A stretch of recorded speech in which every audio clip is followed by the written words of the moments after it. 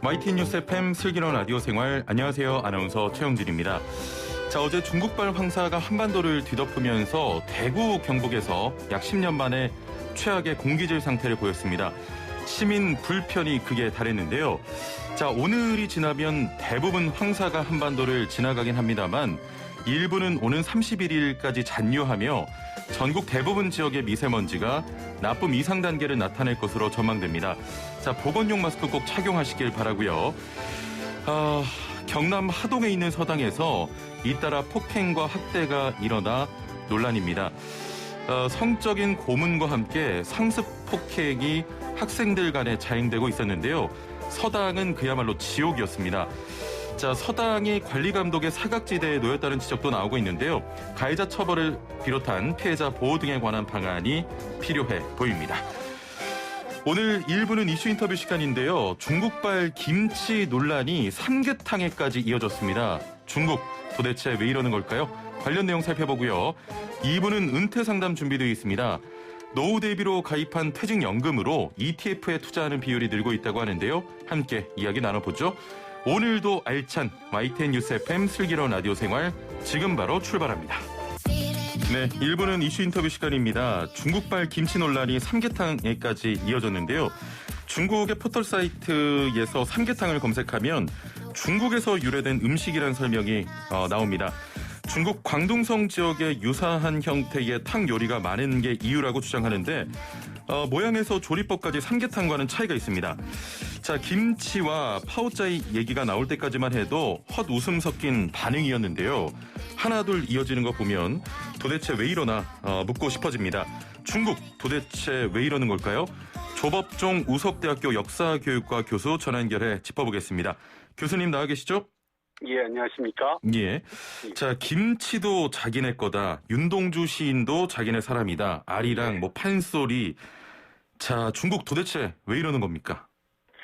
글쎄요, 참 한마디로 말씀드리자면은 중국이 어찌 보면 이제 문화적인 약간의 그 열등감, 예. 그 자기들의 어떤 부족함에 대한 그 컴플렉스가 작용된 것, 그런 것 플러스 해가지고 예. 역설적으로 중국의 어떤 자국 우월주의가 이제 막 발로되는 건데요. 잘 아시는 것처럼 중국이 19세기 이래 서구 열강에게 침략당했던 그 어찌 보면 아픈 치욕의 역사를 극복하고 90년대 이후 그 개혁 개방으로 어떤 경제적인 어떤 성장을 했고 이제 군사적도 상당히 회복이 됐고 그래서 이제 이들이 마지막으로 취한 것은 그 역사 공정을 통해서 중국 내 그 소수민족의 모든 역사를 자기네 역사로 동북 공정이 이제 대표적인 예도 되겠습니다만 그걸 마무리했다고 생각하니까 이제 우리의 위대한 중화우수한 문명을 전 세계에 전파하고 홍보하자. 그런 과정에서 어떻게 보면은 그 중국의 이런 문화를 그 왜곡된 우월주의로 지금 마구 표출하고 있는 게 아닌가 그런 생각이 듭니다. 사실 저를 포함해서 많은 분들이 역사적으로 이렇게 중국이 자기네 역사라고 강조를 해왔는데 이제 주변국들의 문화까지 넘보고 있는 것 같거든요. 역사 공정에서 문화 공정으로 넘어가고 있는 겁니다. 아, 그렇군요. 아니, 문화적 열등감, 자국 우월주의 다 알겠는데 그러면 본인들 것으로 하면 되지.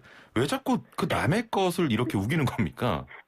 그러니까요. 말씀드린 것처럼 그 역사적으로 알고 봤더니 그 고구려사를 비롯한 그 한국의 상당수 역사가 중국의 역사이고 티베트이든 아니면 저 신강 위구르 쪽이든 그 북방 몽골 쪽이든 다 이제 자기네 역사가 되고 나서 보니까 그들의 문화도 알고 보니까 자기네 문화다가 되는 거죠. 결국은 역사를 먹고 나니까 그들의 삶의 모든 일상까지도 자기네 역사에 자기의 문화에 포섭할 수밖에 없다라는 그런 논리가 나오는 것이고요. 이것은 상당히 우려할 상황이 지금 이렇게 지금 한계점에 지금 다다른 게 아닌가 그런 생각이 들고 있습니다. 자, 여기서 정말 좀 중요한 이야기인데 이렇게 우기는데 근거가 있습니까? 그러니까요. 그 근거라는 것을 보면은 그 중국의 묘한 논리가 중국 그 현재 구성하고 있는 민족이 56개 민족입니다. 그게 하면 한족까지 포함해서 56개 그 여러 민족이 있는 다민족 국가인데 다민족 국가의 문화가 결국은 중국 문화라는 거예요. 그러니까 이게 참 묘한 논리인데 그 이제 다민족 국가로 돼 있는 뭐 러시아라든지 미국이라든지 그 큰 나라들이 있지 않습니까? 예. 거기에서는 러시아 국민이나 미국 국민은 있지만 그 러시아 국민의 모든 문화가 다 결국 러시아 문화다. 미국의 모든 그 민족의 문화가 미국 문화다라고 얘기하기는 이건 그 논리가 설명이 안 되거든요. 미국 내에서도 이탈리아 민족이 있고 슬라브 민족이 있을 수 있고 아시아계 민족도 있고 각각 그 민족의 독자성은 인정해 주는 건데 중국은 그게 아닙니다. 중국 안에 있으면 다 중국 문화고 그걸 중화 문명 문화라고 표현을 하면서 결국은 그게 중국 문화다라는 논리로 가다 보니까 우리 그 소수민족으로서 조선족이 지금 포섭이 돼 있거든요. 그러다 보니까 이 사람들이 조선족의 그 전통 문화였던 뭐 아리랑이라든지 농악이라든지 이걸 자기네 민속 문화라고 하고 결국은 중국 문화다라고 소개를 해버리는 거예요. 이게 말이 되다 보면 맞는 것 같은데 알고 보면 완전히 뭐 이식으로 얘기하면은 말이 안 되는 논리인 거죠. 한마디로 중국 국민이 보유하고 있는 여러 민족의 문화일 뿐인 거지 중국 문화가 될 수는 없는 건데 그렇게 우기고 있습니다. 그러니까 중국 내에 있으면 모두 역사와 문화는 자국 것이다 이렇게 지금 우기고 있는 건데. 좀 쉽게 설명하면 놀부심보죠. 내 것은 내 것이고 네 것도 내 것이다. 이런 논리가 되는 거죠.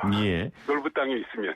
지금 우리나라뿐만이 아니고 몽골의 징기스칸도 중국인이다 이런 주장한다고 하는데요. 이 몽골인들이 제일 중국인들을 싫어하는데 바로 이 자기들의 그 최고의 영웅인 징기스칸도 중국인으로 변질을 시켰기 때문에 몽골에 가면 아주 그런 거에 대해서 매우 악감정을 갖고 있습니다. 몽골이 중국을 엄청 싫어합니까? 그렇죠. 중국을 몽골을 분단시켜서 지금 몽골의 상당수 땅을 내몽골 자치구로 지금 중국이 뺏어갔거든요. 그래서 몽골인들은 거기에 대해서 매우 악감정과 어찌 보면은 자기들의 역사를 완전히 그 난도질하고 있다고 해서 상당히 그 안 좋은 관계입니다. 조금 전에 그 역사 공정에서 문화 공정으로 좀 넘어가고 있다 이렇게 말씀하셨는데, 과거 동북 공정의 연장으로 지금 봐야겠죠? 맞습니다. 근데 이제 그 전에 그 역사 공정은 이것이 민간이나 그런 쪽에서 할 수 없기 때문에 국가기관이나 지방의 어떤 연구기관 또는 정책기관들이 추진을 했다면. 그 최근의 양상은 좀 달라진 것이 그런 역사와 중국 우월주의적인 교육을 받은 젊은 중국 네티즌들이 거의 어찌 보면 자발적으로 참여하는 경우가 많이 있습니다.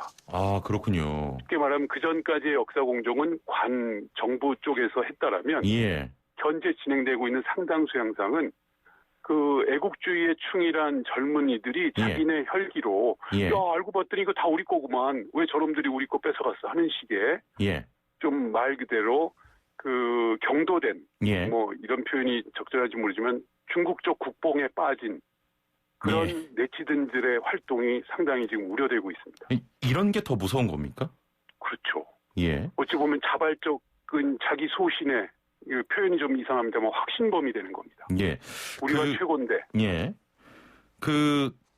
제가 최근에 유튜브를 좀 보다 보니까 제가 유튜버 이름이 정확한지 모르겠습니다만 리즈찌라고 그 1000만이 넘는 그런 유튜버가 김치 담그는 걸 영상으로 맞습니다. 촬영했는데 지금 말씀하신 어떤 민간 주도 이게 일환인 겁니까? 그렇죠. 그러니까 어찌 보면 이분들은 자기들이 그렇게 그 왜곡되거나 편향된 교육을 받고 거기에 빠져 있다 보니까 알고 보니까 이게 다 우리 중국의 문화였고 중국의 내용을 저 한국이라는 애들이 가져가 가지고 자기 것이라고 억지로 우기고 있다라고 이제 비난을 하면서 이걸 우리가 지켜야겠다 이런 식의 그런 행동들을 이런 유튜브를 통해서 김치를 담그면서 이거 우리의 전통 문화고요. 우리의 아주 고유한 음식이에요. 이렇게 그냥 서슴없이 자기 스스로 거기에 빠져 있는 사람들이 있다 보니까 그렇게 나타나는 상당히 우려될 상황들이 나타나고 있습니다. 보니까 해시태그도 뭐 중국 전통 음식 이런 식으로 달았더라고요. 그렇습니다. 걱정이 되는데.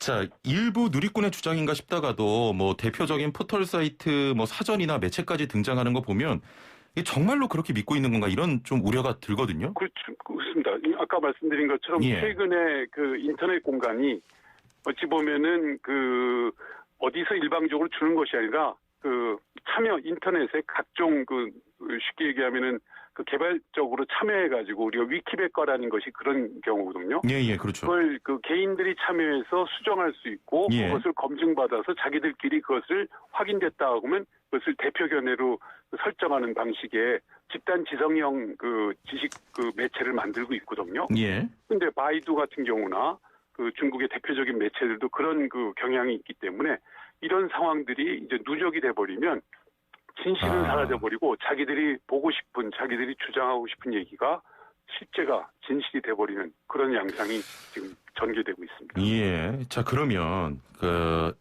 뭐 누리꾼들이 그렇게 한다고 치자고요. 예. 중국의 학자들은 어떻습니까? 본인들은 그래도 다 알잖아요. 근데요, 저희가 예. 동북공정을 하면서 경험한 중요한 사실이요. 예. 거기 원칙이 몇 개 있었는데 핵심은 학자들이 연구는 해라. 예. 그러면 그 결과를 우리가 취합해서 당이 경하겠다예요. 예. 그러니까 학자들은 자기의 그 독자적인 얘기를 할 수는 있지만 예.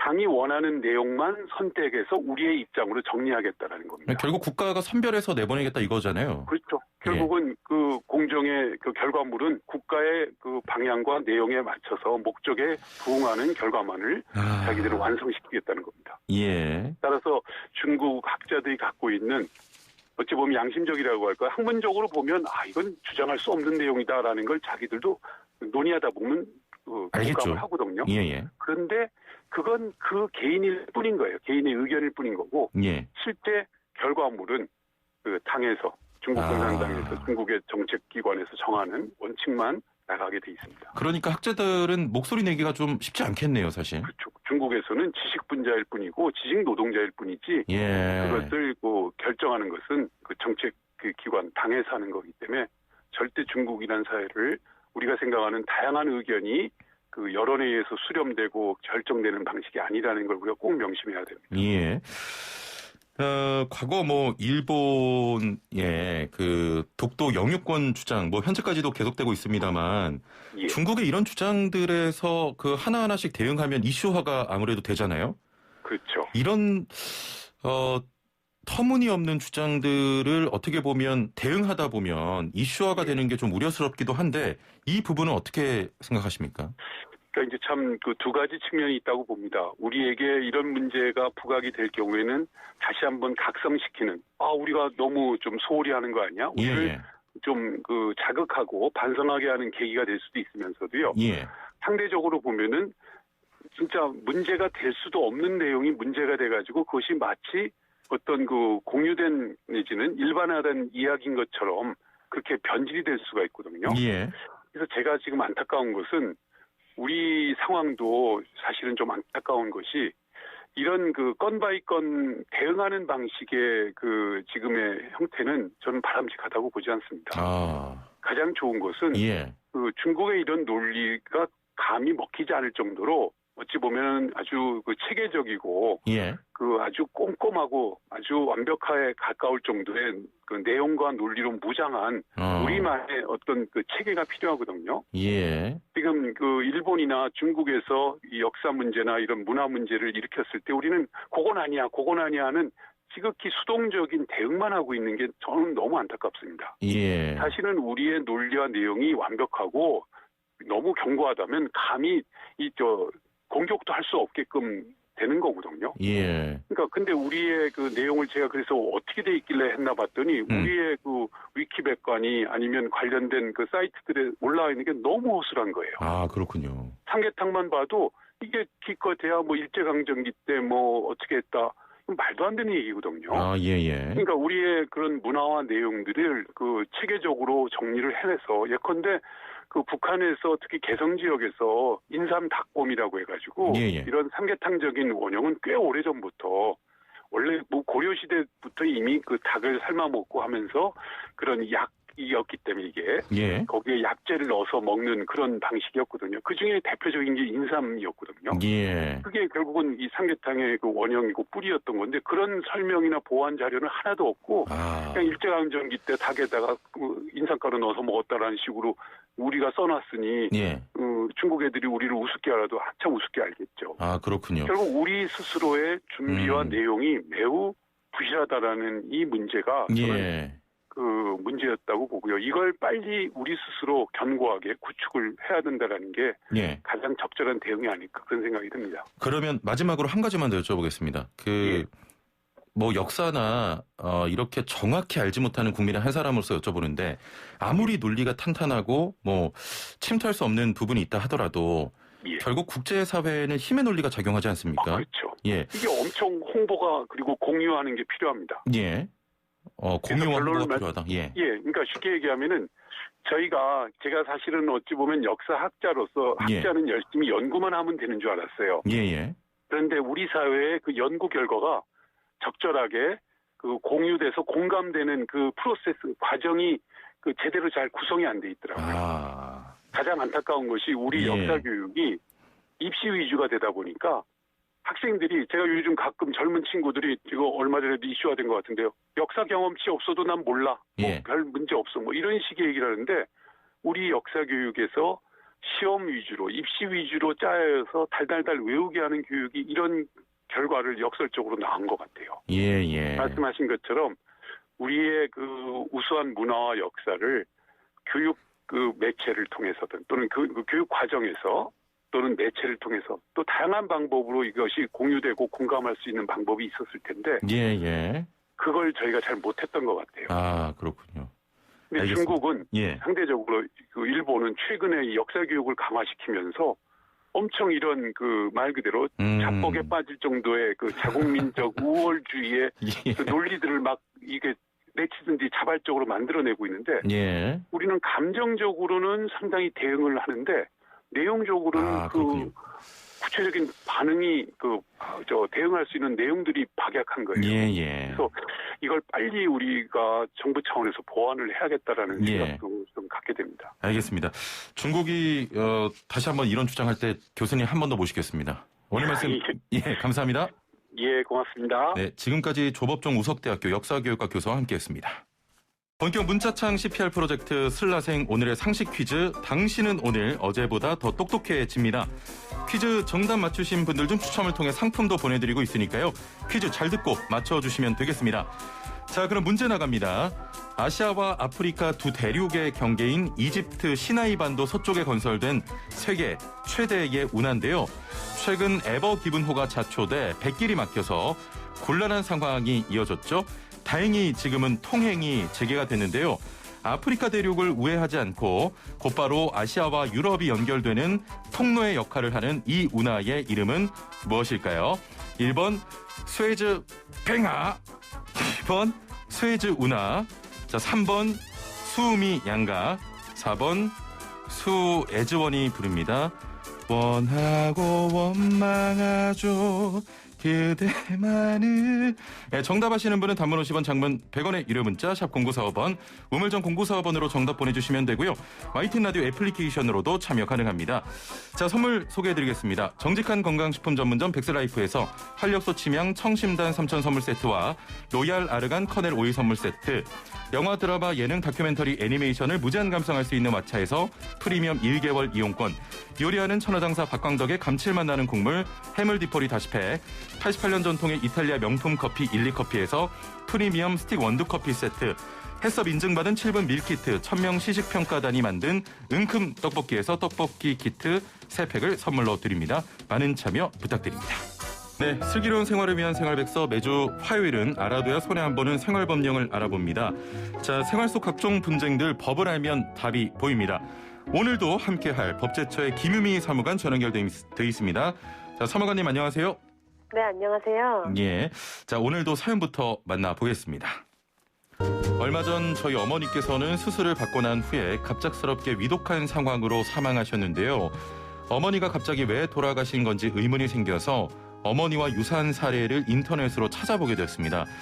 자, 그런데 인터넷상에서 어머니의 병력뿐 아니라 당시 체중, 수술 부위 사진 등이 치료 사례로 버젓이 게시돼 있었는데요. 게다가 게시자는 다름 아닌 수술을 진행한 의사였습니다. 가만히 두고 볼 수 없어서 해당 의사를 의료법상 정보누설 금지 의무 위반으로 고발하려고 하는데요. 이미 사망한 사람의 의료 정보를 게시한 것도 처벌을 받을 수 있을까요? 네, 수술 후 갑자기 돌아가셨다고 하니까 황망하고 수술 과정에 대한 의문도 생길 수 있을 것 같은데요. 게다가 인터넷에 개인정보까지 게시를 했다니까 좀 화가 많이 날 것 같네요. 네, 그렇죠. 최영진 아나운서께서는 어떻게 생각하세요? 1번, 처벌할 수 있다. 2번, 처벌할 수 없다. 예, 이건 뭐 당연히 처벌해야 되지 않을까요? 예. 아니, 사망한 사람이라고 해서 의료법상 정보 누설 금지 의무 대상에서 제외가 되는 건 좀 불합리한 것 같습니다. 네, 정답은 1번, 처벌할 수 있다입니다. 예. 의료법 제19조 제1항에서는 의료인이나 의료기관 종사자는 이 법이나 다른 법령에 특별히 규정된 경우 외에는 의료, 조산 또는 간호 업무나 진단서, 검안서, 증명서 작성, 교부 업무 등의 업무를 하면서 알게 된 다른 사람의 정보를 누설하거나 발표하지 못한다고 규정하고 있는데요. 예. 여기서 다른 사람의 정보에 사망한 사람의 정보도 포함되는지 여부가 문제가 되었었습니다. 아, 그렇죠. 예. 네, 이와 관련해서 이제 대법원에서는 유사한 판례에서 의료인의 비밀 누설 금지 의무는 개인의 비밀을 보호하는 것뿐만 아니라 예. 비밀 유지에 관한 공중의 신뢰라는 공공의 이익도 보호하고 있다고 보아야 하기 때문에 환자가 사망한 후에도 그 본질적인 내용이 변한다고 볼 수는 없다고 봤습니다. 예.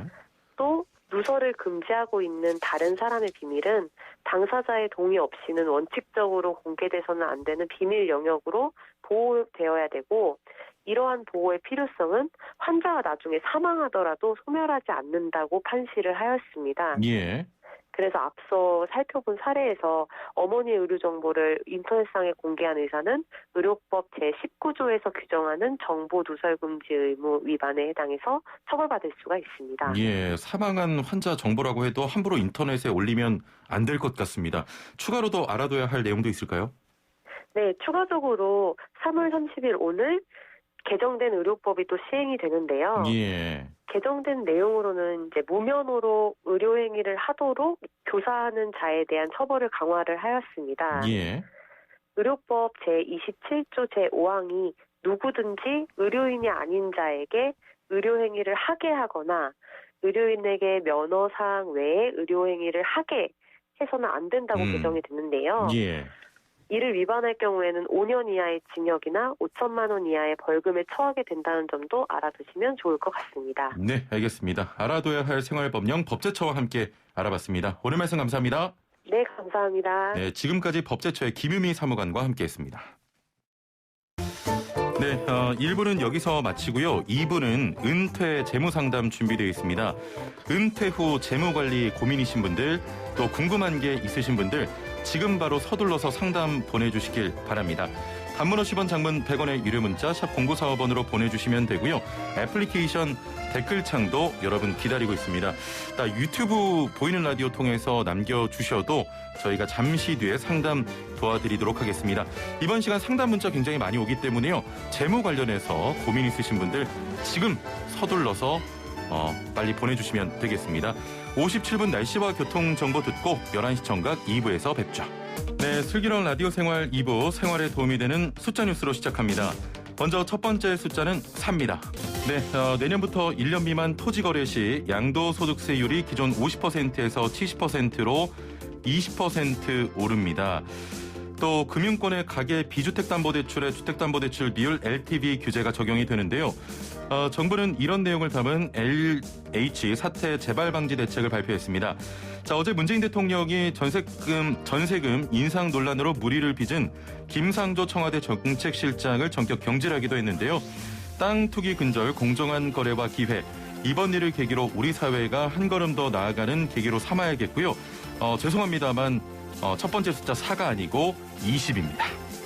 네, 두 번째 숫자는 7입니다. 초대형 컨테이너선의 좌초로 막혔던 아시아 유럽 간 최단 거리 뱃길인 수에즈 운하가 7일 만에 다시 열렸습니다. 지난 23일 돌풍을 만나 좌초된 초대형 컨테이너선 에버 기븐호 부양 작업이 성공을 한 건데요. 예인선 14척이 만조 시간에 맞춰 총력을 다한 결과입니다. 자, 수에즈 운하 관리청은 운하가 정상화되면 대기 중인 선박 367척을 통과시킬 계획이라고 밝혔는데요. 전 세계 선박 운송의 15%가 몰리는 수에즈 운하에서 난 이번 사고로 전 세계 해운 산업 전체가 입은 피해는 매일 약 10조 2천억 원으로 추산됩니다. 네, 세 번째 숫자는 2입니다. 어제 강력한 황사가 우리나라를 강타했는데요. 여기에 스모그까지 겹쳐 전국 대기질이 최악의 상황이었습니다. 오늘도 대기가 정체함에 따라서 황사와 미세먼지가 대기 중에 남아 어제와 비슷한 대기질을 보이고 있습니다. 이틀째 전국 대부분 지역에 황사경보가 발효 중이고 미세먼지 농도는 매우 나쁨 단계를 보이고 있는데요. 우리는 언제쯤 다시 맑은 하늘을 볼 수 있을까요? 네, 마지막 숫자는 140입니다. 마지막 소식은 예술품 관련 뉴스로 전해드려보겠습니다. 롯데월드몰에 전시 중인 유명 그라피티 작품이 훼손돼 경찰이 출동하는 소동이 발생했습니다. 20대 남녀가 롯데월드 지하 1층 스트리트 노이즈에 전시된 존원 작품 언타이틀에 가로 80cm, 세로 150cm 크기의 청록색 붓자국을 남긴 건데요. 낙서하면 안 되는 줄 몰랐다고 답했다고 합니다. 자, 한편 5월 1일부터 예술의 전당 한가람 미술관에서 피카소 탄생 140주년 특별전 인투 더 미스가 개최됩니다. 이번 전시를 통해 6.25 전쟁을 소재로 그린 한국에서의 학살이 처음 국내에서 공개될 예정이라고 합니다. 지금까지 생활에 도움이 되는 숫자 뉴스였습니다. 네, 슬기로운 라디오 생활 은퇴 상담으로 이어가 보겠습니다. 개인 투자자들이 노후 대비로 가입한 퇴직연금으로 ETF에 투자하는 비율이 늘고 있습니다. 주요 5개 증권사의 연금 계좌 중 상장지수 펀드의 잔액이 약 2조 9천억 원까지 늘었는데요. 1년 3개월 만에 6배 넘게 증가한 수치입니다. 연금 계좌의 수익률을 높이기 위한 방법이라고 하는데 이 얘기를 들으면서도 ETF가 뭐지? 퇴직연금으로 투자를 할 수 있었어 하시는 분들 계실 것 같은데요. 연금 계좌를 활용한 ETF 투자 자세한 내용 살펴보도록 하겠습니다. 자, 방송 들으시면서 내 연금 계좌도 ETF 할 수 있는 건지 투자는 처음인데 주의할 점 등 궁금한 점 있는 분들 지금 바로 단문 50원 장문 100원의 유료 문자 샵 0945번으로 보내주시면 되겠습니다. 자, YTN 라디오 유튜브와 애플리케이션 댓글창도 여러분을 기다리고 있습니다. 자, 함께 말씀 나눌 분 모셔보죠. 김동현 미래에셋 은퇴연구소 상무와 함께하겠습니다. 안녕하세요. 예, 안녕하십니까? 예, 상무님 저희가 퀴즈를 매번 드리는데 네. 퀴즈 우리 상무님께서도 잘 들으시고 힌트 주실 수 있으면 좀 부탁을 드리겠습니다. 네. 예, 퀴즈 오늘의 상식 퀴즈 다시 한번 드립니다. 아시아와 아프리카 두 대륙의 경계인 이집트 시나이 반도 서쪽에 건설된 세계 최대의 운하인데요. 최근 에버 기분호가 자초돼 백길이 막혀서 곤란한 상황이 이어졌습니다. 다행히 지금은 통행이 재개가 됐는데요. 아프리카 대륙을 우회하지 않고 곧바로 아시아와 유럽이 연결되는 통로의 역할을 하는 이 운하의 이름은 무엇일까요? 1번 스웨즈 팽아, 2번 스웨즈 운하, 3번 수미안가, 4번 수에즈원이 부릅니다. 원하고 원망하죠. 네, 정답하시는 분은 단문 50원 장문 100원의 유료 문자 샵 0945번으로 지금 서둘러 보내주시고요. 애플리케이션 댓글창도 여러분 참여를 기다리고 있습니다. 자, 상무님 혹시 힌트 가능하실까요? 비슷한 걸로 파나마 운하가 있죠? 더 미궁 속으로. 더 어려워졌나요? 전혀 죄송합니다. 힌트가 아닌데요, 그거는. 뒤에 두 자만 맞추면 답이 나올 것 같은데요. 알겠습니다. 자, 많은 정답들이 와서 정답만 좀 소개해드리고 바로 상담으로 이어가 볼게요. 9675번님께서는, 이거 굉장히 기발한 오답인데, 5번, 수혜주 윤발. 대단하다. 수혜주 윤발. 7117번님, 정답, 수아레스 우나? 예, 축구선수죠. 굉장히 유명한 우루과이의 축구선수인데, 수아레스 우나? 예, 골을 못 넣나 봐요. 9057번님, 수한무, 거북이와 두루미, 삼천갑자, 동방삭, 뭐야, 이거. 아니, 이게 진짜 그 담당 PD가 머리를 어떻게 쓰냐면요. 문자가 온 것처럼 해서 본인을 적고 있어요, 여기에. 읽어달라고. 자, 7479번님. 와, 제작진 애쓰는 노고에 뭐라 말할 수가 없네요. 경의를 표합니다. 운하 조치 완료됐다고 하니 다행입니다라고 하셨고요. 8561번님 정답 문자와 함께 택배 하차 중입니다. 기사님들 모두 파이팅 하세요라고 하셨는데 저도 응원합니다. 모든 택배기사님 파이팅이고요. 3333번님 아침에 최영진 아나운서와 슬라생 들으면서 커피 마시고 신문도 또 책도 읽는 이 시간이 너무 편합니다. 거의 중독 수준입니다. 뉴스와 정보 감사합니다라고 하셨는데 혹시 뭐 커피에 중독된 게 아니라 슬라생에 중독되신 거죠? 예, 앞으로도 계속 들어주시고 826번님 팽아 예, 중국 역사 왜곡 인터뷰 유익했습니다. 공감되고 같이 분개했습니다. 인터뷰 오늘 개인적으로도 굉장히 만족스러운 인터뷰였고요.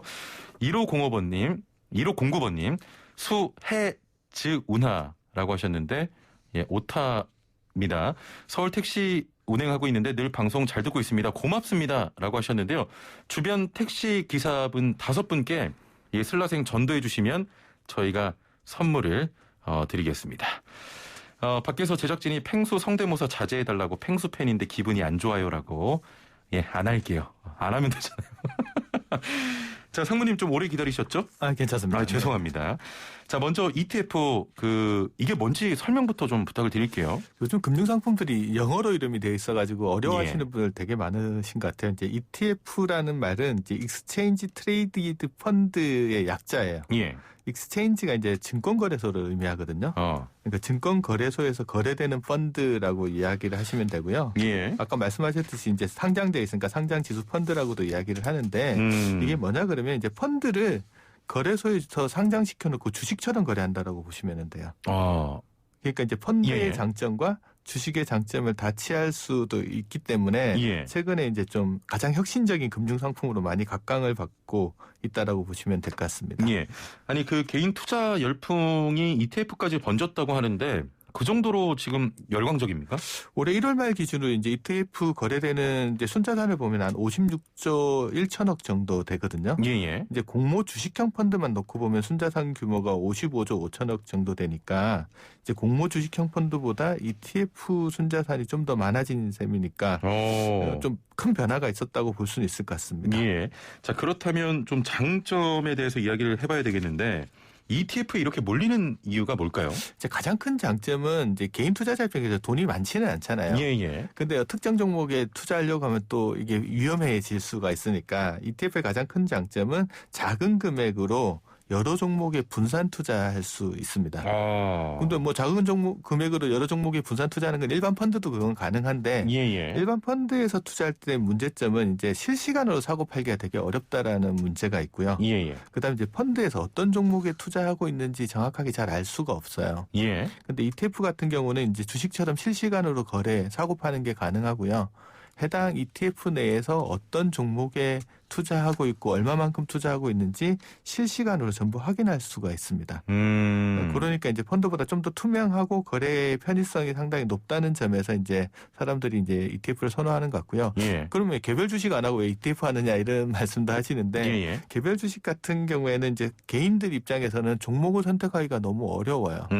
근데 이제 ETF는 특정한 뭐 산업이나 아니면 특정한 섹터나 뭐 테마 같은 데 관련된 종목들을 여러 개 담고 있기 때문에 잘 모르는 상황에서 이제 종목을 선택하지 않고 그 산업이나 분야 테마에 이제 투자할 수 있는 것도 큰 장점이라고 할 수 있습니다. 그 코스피와 코스닥 같은 주가 지수에 따라서 움직이면서 이게 수익을 내는 겁니까? 그렇죠. 이제 지금 현재 ETF라는 것은 대부분 이제 주가 지수를 추정하는 ETF들이 많습니다. 방금 말씀하셨듯이 이제 우리나라를 대표하는 지수라고 하면 코스피를 들 수 있잖아요. 근데 코스피 중에서도 상위 한 200개 종목만 뽑아가지고 이제 투자하는 게 코스피 200 지수라고 하는 게 있는데 이 지수를 추정하거나 우리 코스피 말고는 코스닥 같은 것도 있죠. 코스닥에서 이제 150개 종목들을 꼽아서 만들어 놓은 지수가 이제 코스닥 150이라는 지수가 있어요. 해당 지수를 이제 그대로 쫓아가는 ETF가 이제 과거에는 많이 유행을 했었어요. 근데 이제 특히 우리나라 같은 사람들은 성향이 어떠냐고 그러면 수익을 날 때 확 먹고 싶고 뭐 손실 보는 장에서도 이익을 내고 싶고 이런 성향들을 가진 분들이 많잖아요. 그렇죠. 그래서 이제 주식이 1% 오르면 나는 2% 먹고 싶어 하시는 분들이 있거든요. 그런 분들이 많이 투자하는 레버리지 ETF라는 것들도 있습니다. 반대로 주가가 하락할 때도 나는 수익을 내고 싶어라고 하시는 분도 계셔서 주가가 마이너스 1% 하락하면 나는 1% 수익을 내는 반대로 가는 인버스 ETF라는 것들도 있거든요. 이거 거래량들이 상당히 많았었습니다. 그런데 이제 문제가 좀 있죠. 사람들 생각에는 오를 때는 레버리지하고 떨어질 때는 인버스 ETF 하면 예. 양수적으로 계속 수익을 낼 수 있을 거라고 생각을 하잖아요. 예. 근데 반대로 됐을 때도 한번 생각을 해봐야 되는 거죠. 상당히 위험할 수도 있는 거라서 예. 이거는 조금 주의해서 개인 투자자 입장에서 거래해야 되는 게 있고요. 최근에는 조금 이 히트를 치고 있는 상품이 뭐냐 그러면 섹터형 ETF나 테마형 ETF 같은 경우가 많이 좀 부각되고 있습니다. 예. 예를 들면 한 번씩은 들어보셨을 거예요. 우리나라 산업 중에 산업의 쌀이라고 하는 반도체 있잖아요. 예. 반도체 테마에 투자하는 ETF 같은 것들이 있고요. 최근에 이제 BBIG라고 해서 뭐 배터리나 뭐 바이오나 인터넷이나 뭐 이런 것들이 이제 집중해서 투자하는 ETF 같은 것들이 최근에는 인기를 많이 끌고 있는 현상입니다. 예.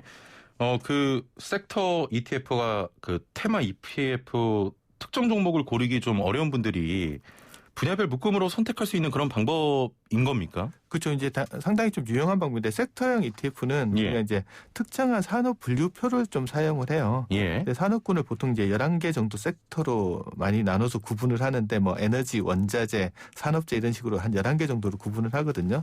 예를 들면 이제 음식료 산업이 잘 될 것 같다라고 하면 이제 필수 소비재 섹터를 선택하시면 되고요. 예. 조선이나 건설 같은 것들이 잘 될 것 같은 시장에서는 이제 산업재 섹터 ETF를 선택하시면 되고 자동차 같은 경우는 이제 자유 소비재 섹터에 들어가 있고 삼성전자에 투자하고 싶으신 분은 이제 IT 섹터 같은데 투자하시면 되거든요. 그런데 예.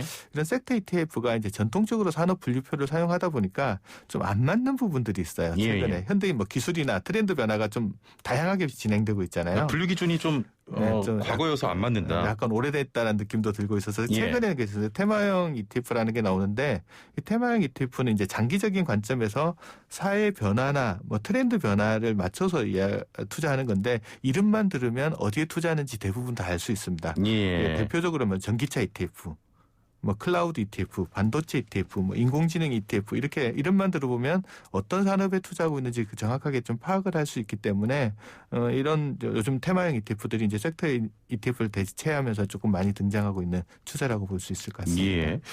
자, 그 ETF는 퇴직연금으로도 투자할 수 있다는 건데 이거는 어떻게 하는 겁니까? 퇴직연금 이제 회사에 한번 확인해 보시면 예. 우리 회사의 퇴직연금을 관리해 주는 금융회사들이 있을 겁니다. 금융회사들 중에 은행도 있고 보험사도 있고 증권사도 있거든요.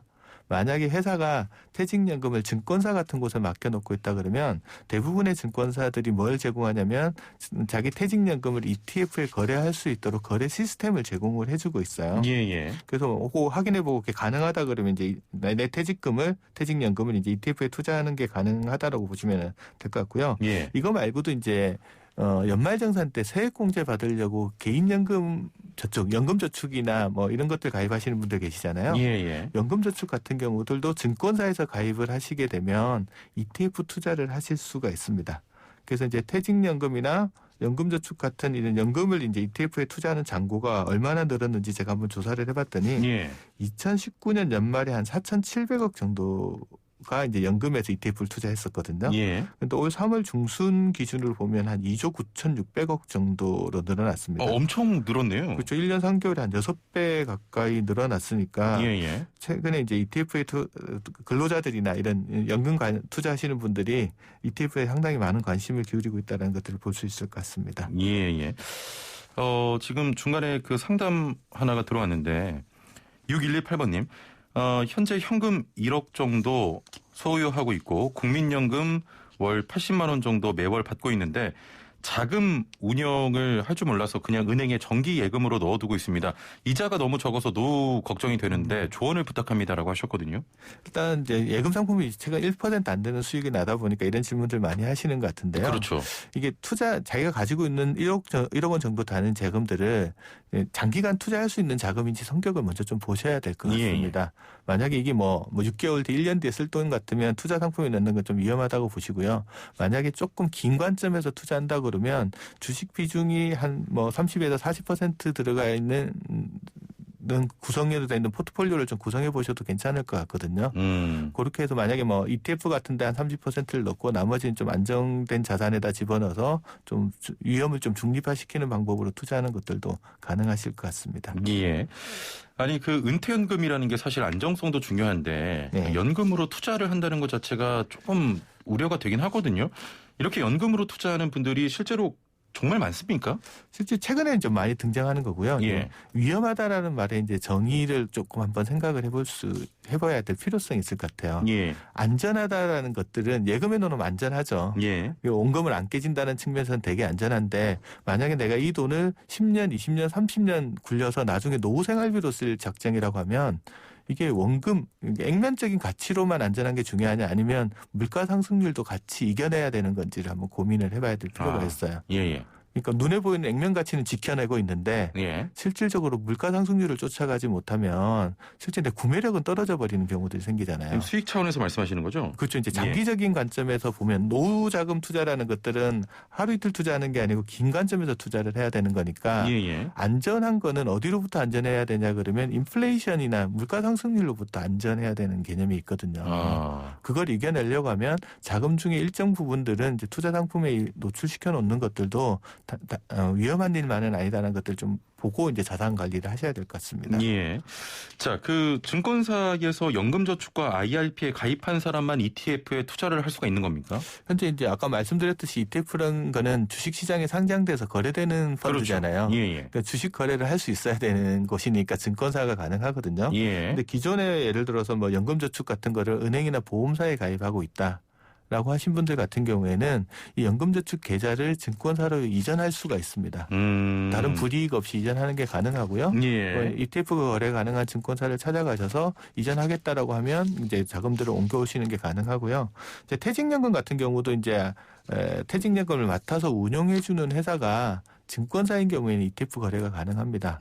근데 만약에 은행이나 보험사에서 맡아서 운영한다 그러면 안 되는데 회사에 따라서는 이제 복수의 퇴직연금 운용회사를 선정해 놓는 경우가 있어요. 은행 하나, 뭐 증권사 하나, 보험사 하나 이렇게 선정해 놓는 경우들도 많거든요. 일부 회사가 그렇다는 거죠? 그런 경우에는 이제 만약에 우리 회사에서 은행이나 보험사 말고 증권사도 선정하고 있으면 거기로 바꿀 수 있는지 확인해 보시면 대부분 1년에 한두 번 정도 전환할 수 있는 기회를 주거든요. 그런 경우는 변경하셔가지고 투자하시는 건 가능할 것 같습니다. 관련된 좀 유사한 질문인데 7923번님께서는 은행 퇴직연금에 가입 중인데 금리 낮아서 ETF로 바꾸고 싶은데 가능할까요? 이런 질문하셨거든요. 뭐 퇴직연금 가입 금방 말씀드렸던 답변을 보시면 되는데 회사에서 먼저 확인하셔야 될 게 증권사 ETF 거래한 증권사를 연금 사업자로 선정하고 있는지 확인해 보시고요. 있다고 하면 변경할 수 있는 날짜가 언제인지 확인해 보시면 될 것 같습니다. 1119번님께서는 퇴직연금은 언제부터 시작하면 좋을까요? 40대인데 너무 늦은 건 아닌지 방송 듣다 보니 걱정되네요. 하게 되면 연금은 몇 개 정도가 평균적으로 적당할까요? 라고 하셨네요. 일단 퇴직연금은 이제 회사에서 가입을 해주는 거거든요. 그러니까 직장을 다니시는 분 같은 경우에는 퇴직연금 제도를 도입하는 회사에 다니고 있으면 회사가 가입해 주는 거고요. 방금 물어보신 질문은 보니까 이제 퇴직연금이라는 컨셉보다는 연금저축 관련된 이야기들을 하시는 것 같아요. 그런 분 같은 경우는 빨리 시작하면 좋죠. 예를 들면 늦게 시작하면 미루면 미룰수록 이제 불어나는 금액들이 작을 수밖에 없으니까 마음 먹었을 때 일찍 시작하고요. 이제 뭐 하실 거는 뭐냐 그러면 내가 한 해 저축해서 세액공제 받을 수 있는 저축 금액이 어느 정도 되는지 반드시 확인하시고요. 그 금액 내에서 가능하면 채우려고 애를 쓰시면 이게 1년, 2년 쌓여가면 목돈이 되거든요. 그래서 일단 붙는 거는 그렇게 하시고 투자 상품은 이제 자기 성향에 맞게끔 좀 선택하셔 가시면 좋을 것 같습니다. 자, 퇴직연금 계좌에서 ETF에 투자할 때 어떤 점 좀 주의해야겠습니까? 주의할 점은 일단 거래가 편리하잖아요.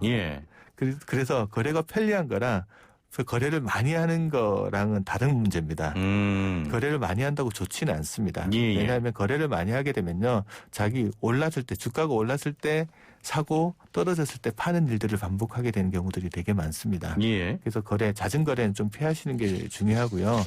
장기적인 관점에서 이제 ETF에서 투자하는 비중을 좀 정해놓으시고요. 그 비중을 일관적으로 좀 유지해 나가는 것들이 상당히 좀 중요할 것 같습니다. 현행 법에서는 ETF 같은 주식형 ETF 같은 상품에는 자기 퇴직연금 자산의 한 70%까지만 투자할 수 있도록 이제 규제를 하고 있거든요. 나머지 30%는 좀 안전한 곳에 보관하라고 이렇게 이야기를 하고 있는 것 같은데 그런 비중을 자기 나름대로 정해 놓으시고요. 주가가 올라가면 좀 비중이 좀 늘어날 거잖아요. 그런 경우에는 비중을 원래대로 좀 줄이고요. 예. 주가가 떨어졌을 땐 주식 비중이 좀 줄어들었을 거잖아요. 그럴 때는 좀 사서 비중을 늘려놓는 방식으로 예. 자산 배분 비중을 정기적으로 조정해 나가시면 장기적으로는 좀 더 높은 수익을 얻으실 수 있을 것 같습니다. 예, 알겠습니다. 자, 오늘 말씀은 여기까지 듣겠습니다. 감사합니다. 네, 감사합니다. 네, 지금까지 미래에셋 은퇴연구소 김동엽 상무와 함께했습니다. 네, 오늘의 퀴즈 정답은 2번 수에즈 운하였고요. 0335번님, 형 배고파요. 선물 좀 주세요. 정답 2번 하셨는데 오늘 좀 처음 오신 것 같아요. 새싹 청취자인데 예, 제가 떡볶이 선물로 드립니다. 2270번님, 노래 부르랴, 측면 승부 참석하랴, 슬라생 진행하랴, 형진 씨 너무 고생하시네요. 정답은 수에즈 운하였습니다. 승라생이라고 하셨지만 절 걱정해 주셨으니까 선물 드릴게요. 슬라생입니다.